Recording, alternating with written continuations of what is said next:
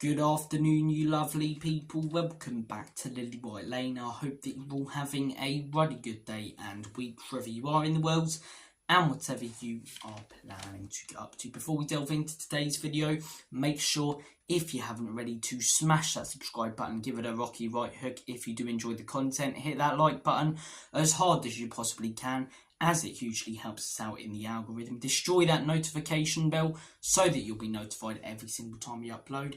And once you're done abusing all the buttons on the channel, be sure to comment all of your thoughts and opinions down below. Without further ado, enough faffing about, let's get cracking with this knacking and let's do a combined 11. It's pretty self-explanatory, pretty easy to play along with, and I'd love it if you guys did. So comment down below your Tottenham Hotspur and Arsenal combined 11. I'm going to be choosing players from both the Tottenham Hotspur squad and Arsenal squad to put into a team, let's say, that had to go into a Champions League final, a big game this weekend against the top side. So enough faffing about, let's crack on with it. Let's delve into it. Starting things off in goal. Two options come to mind, and only two options: David Raya and Vicario, and I'm going to go with Vicario. I think for a first season last year, he did absolutely brilliantly. Yes, as I say, his Achilles heel was commanding his box and set pieces, but you know, just to focus on that would be stupid. His shot stopping, in my opinion, is better than David Reyes. Don't get me wrong,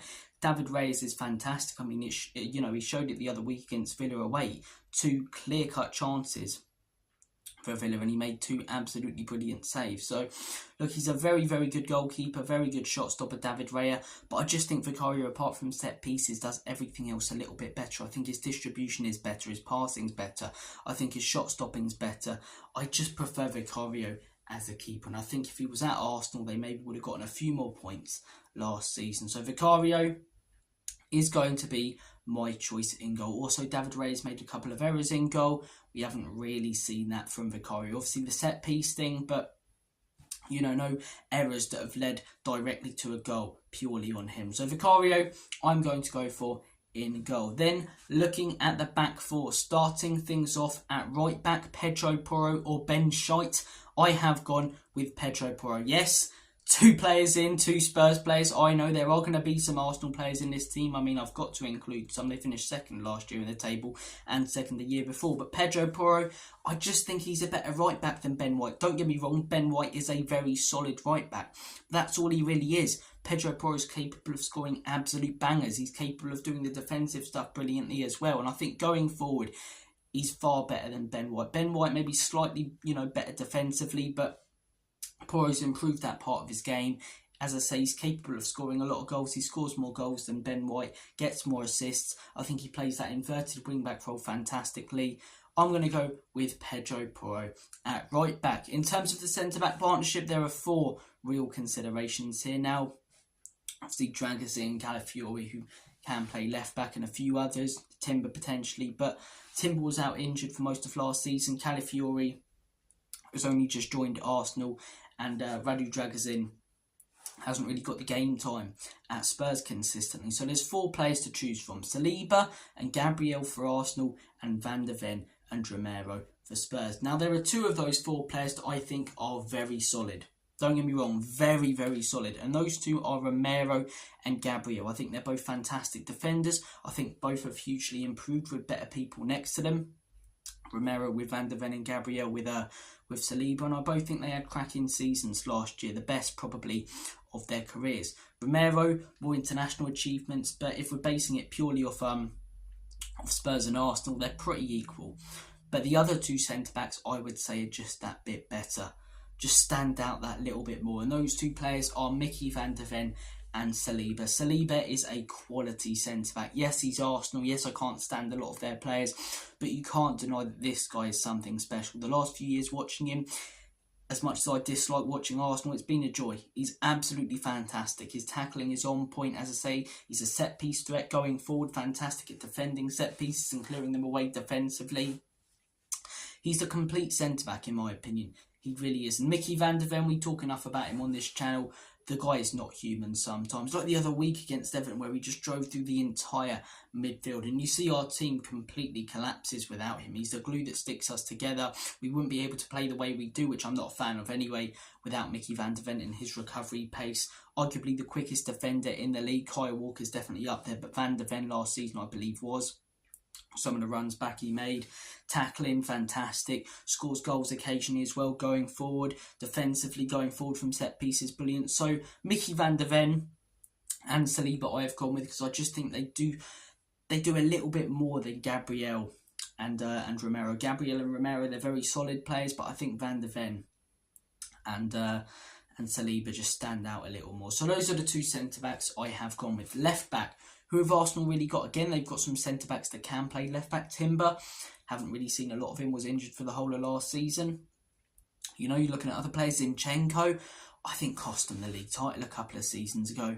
That Liverpool game, 2-0 up, and those two goals that Liverpool scored both came from him just not being positionally aware at all. So I'm looking at left-backs, as I say. Calafiori only just joined the club. I think I'm going to go with Destiny Udogie. Hasn't had the greatest start to this season. I don't think he's the best thing since sliced bread, but I don't think Arsenal really have a quality left-back. That's probably the only position on their pitch that's lacking a little bit. So, in terms of a left-back, I have gone with Destiny Udogie. But I'm sure, as much as I like Udogie, we do this later in the season, Calafiori will probably be in there, but he hasn't had enough time in the Premier League to prove himself. So, Destiny Udogie is the man I have gone with.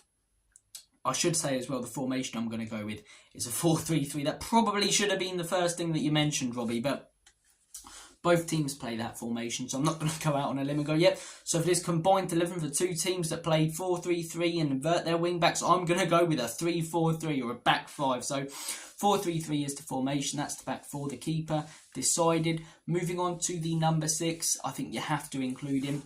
Declan Rice. I think Rodri probably the better player, but apart from Rodri, there's not many better in the world than Declan Rice in that position. He doesn't necessarily do anything on the pitch that really stands out, but that's not his job to as a number 6. Do you know what I mean? He does the simple stuff unbelievably well. Intercepting passes, getting stuck in, you know, just simply his positioning, which playing as a number 6 is so crucial. It's so crucial. You see us sometimes when teams play through our midfield, because we're lacking that number 6.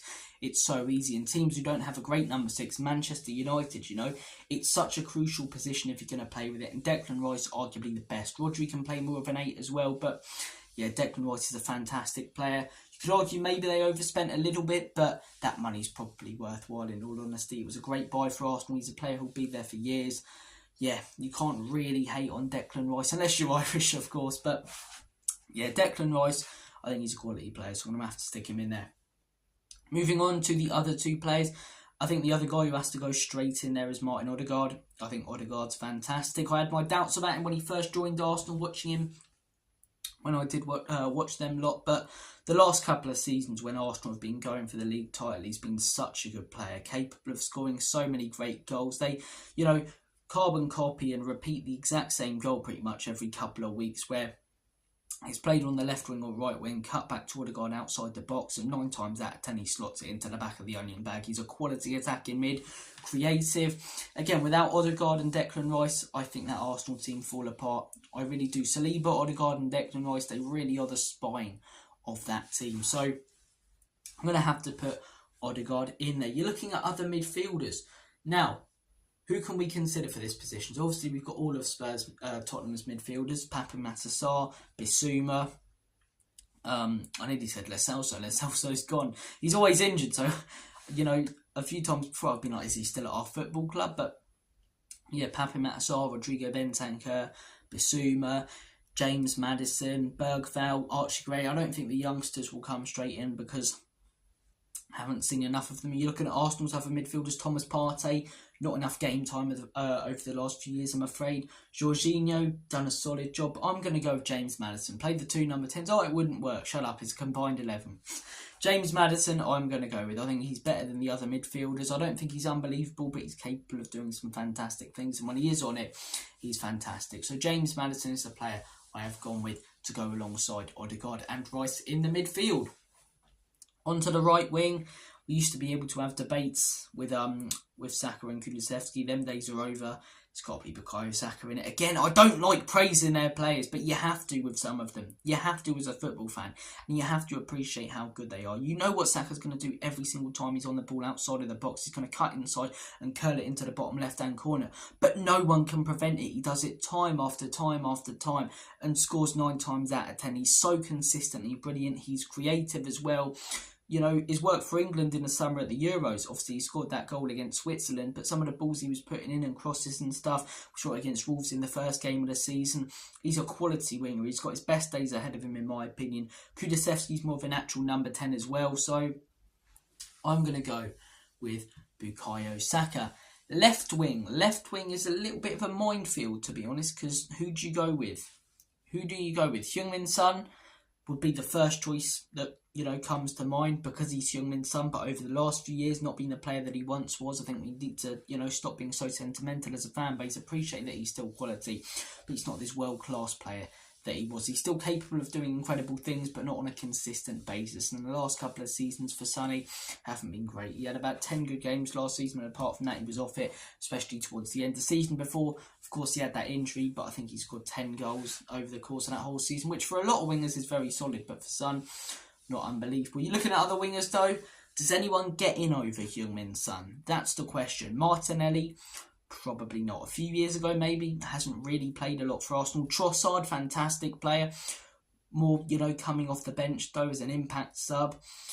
Havertz is more of a false 9. Jesus, more of a striker, false 9, when they do play him. So, yeah, I'm going to go with Heung-min Son. Not his biggest fan. Don't think he's had his best last couple of years, but I still think he's better than any of the other wingers they have and any of the other wingers we have. In terms of striker, I'm going to go with Dominic Solanke. Kai Havertz has been fantastic for Arsenal. He really has. You know, I had a lot of doubts about them signing him, took the piss out of it, and it really did come up roses last season. He plays that false 9 role really well. But if you're looking for an out-and-out striker, I think Dominic Solanke is that player. Havertz, only really one good season. Dominic Solanke had one really good season. A better season, in my opinion, compared to Kai Havertz. Same Premier League experience for both. And I think, as I say, when he does start banging in goals, he really will hit the ground running at Spurs. So Dominic Solanke is the player I have gone with. Let me go over my combined 11 again. In goal, Vicario. Right back, Pedro Porro. Centre back partnership, Mickey van der Ven and Saliba. Left back, Destiny Udogie. A midfield 3 of Declan Rice Baby, Martin Odegaard and James Maddison, and a front 3 of Bukayo Saka, Dominic Solanke and Heung-min Son. Guys, comment down below your thoughts and opinions on my combined 11. Comment down below your combined 11. Take care of yourselves. I'm going to make like a banana and split. All the best. Come on, you Spurs.